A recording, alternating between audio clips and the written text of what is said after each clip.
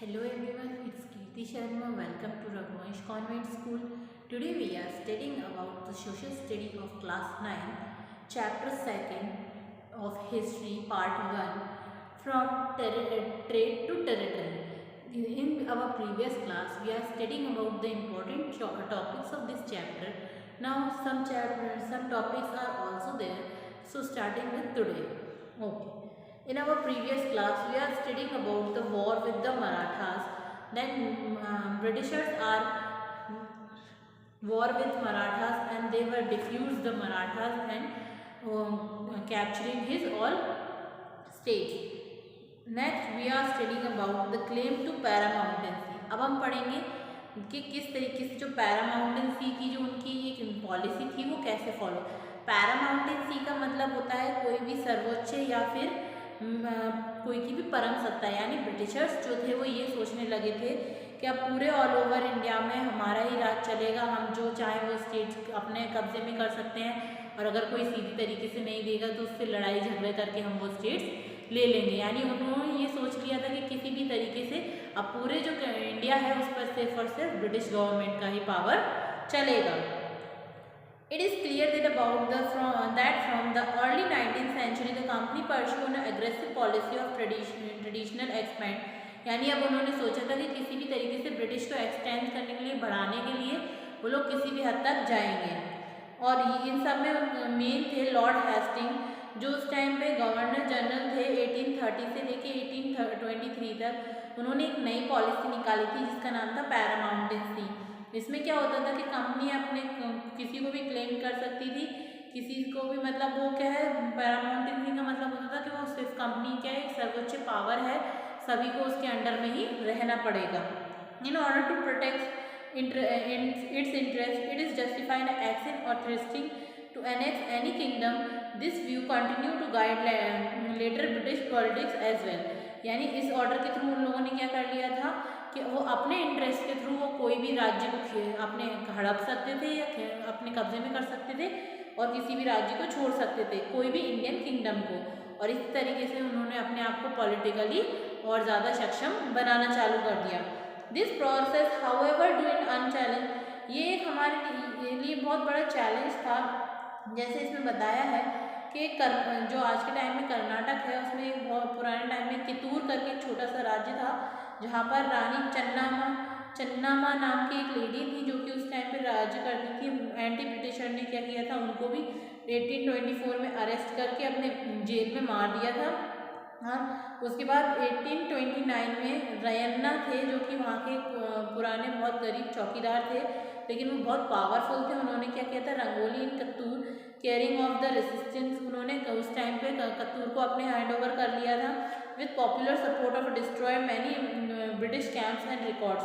और उन्होंने क्या है, एक अच्छा और एक बड़ा आंदोलन, मतलब लोगों के सपोर्ट से क्या किया था कि ब्रिटिशर्स के काफ़ी सारे कैंप्स और रिकॉर्ड्स जो थे वो है ना अपने मतलब रिकॉर्ड्स क्या है तोड़ दिए थे. Support he destroy many British camps and records. He was catch and handed by the British. और उन्होंने क्या किया था कि काफ़ी सारे जो मतलब जो भी चीज़ उन्होंने कैप्चर की थी वो सब भी ब्रिटिशर्स उनसे डरने लगे थे कि किस तरीके से हम इनसे ये सब छीन लें. You will read more about several cases of resisting later in the book. और आप आगे भी इस बुक में काफ़ी सारे रेजिस्टेंसी केसेस के बारे में पढ़ेंगे. In the later 1830 the East India Company became worried about Russia. अब जब उन्हें ये ब्रिटिशर्स को लगने लगा कि नहीं ये हमसे ज़्यादा पावरफुल होने लगे तो वो क्या है, रशिया से भी वरीड होने लगे कि रशिया किस तरीके से बढ़ता जा रहा है. तो उन्होंने क्या किया, कुछ टाइम बाद वो लोग रशिया और उन्होंने सबसे पहले अफगान को देखा कि अफगान में क्या था, 1838 से 1845 में इनडायरेक्टली कंपनी रूल करने लगी थी. यानी उन्होंने सबको पहले एशिया को, फिर रशिया को, फिर अफगान को हरा के फिर क्या उन्होंने कंपनी को अपने वहाँ पे स्टैब्लिश कर दिया और वहाँ पर रूल करने लगी. अब नेक्स्ट था उनका टारगेट क्या था, पंजाब. तो उस टाइम पे पंजाब के जो राजा थे वो कौन थे, महाराज रंजीत सिंह थे, जिन्होंने काफ़ी लंबे टाइम तक कंपनी को रोके रखा. लेकिन 1839 में जब उनकी डेथ हो गई तो उसके बाद 2 वॉर हुई जिसमें जो पूरा सिख किंगडम था पंजाब का वो 1849 में पूरा पंजाब उनके ब्रिटिश गवर्नमेंट के पावर में आ गया था. इसके बाद न्यू पॉलिसी थी the doctrine of lapse. Doctrine of lapse policy का मतलब होता है हड़प नीति। तो वो लोग क्या करते थे ब्रिटिशर्स, जो उनके जो लॉर्ड डलहौजी थे और लॉर्ड अदर जो गवर्नर जनरल थे, जो कि 1840 से लेके 1856 में उन्होंने क्या किया, एक पॉलिसी बनाई जिसका नाम रखा डॉक्ट्रिन ऑफ लैप्स पॉलिसी। इसमें क्या होता था, जो भी राजा के राज्य, जो भी बड़े बड़े राज वगैरह होते थे, उनके पास जो राजा का बेटा नहीं होता था या कोई भी सक्सेसर नहीं होता था, तो वो लोग क्या करते थे, उस राज्य को राजा के मरने के बाद अपने में मिला लेते थे, यानी वो उसको हड़प कर लेते थे, उसको छीन लेते थे। और इसी तरीके से उन्होंने काफ़ी सारे जो स्टेट्स थे उनको डॉक्ट्रिन किया था, जैसे सतारा, संबालपुर, उदयपुर, नागपुर, झांसी। इसमें झांसी का भी एक केस है, जब झांसी की रानी जो वहाँ पे थी, उनके हस्बैंड की डेथ के बाद उनका खुद का कोई बच्चा नहीं था, इसलिए उन्होंने क्या किया था, ब्रिटिशर्स ने झांसी को भी कैप्चर करना चाहा था। लेकिन झांसी की जो उस टाइम जो लक्ष्मीबाई थी, उन्होंने क्या कहा कि मैं अपनी झांसी नहीं दूंगी, और उन्होंने ब्रिटिशर्स से फाइट भी की थी अपनी झांसी को बचाने के लिए। तो इस तरीके से ब्रिटिशर्स ने काफ़ी ज़्यादा मतलब अवध वगैरह काफ़ी सारे स्टेट ऐसे थे जिनको क्या किया था कि हड़प लिया था और उसका अपना राज्य बना लिया था। उसके बाद setting up a new administration, अब उनने एक नया एडमिनिस्ट्रेशन बना लिया।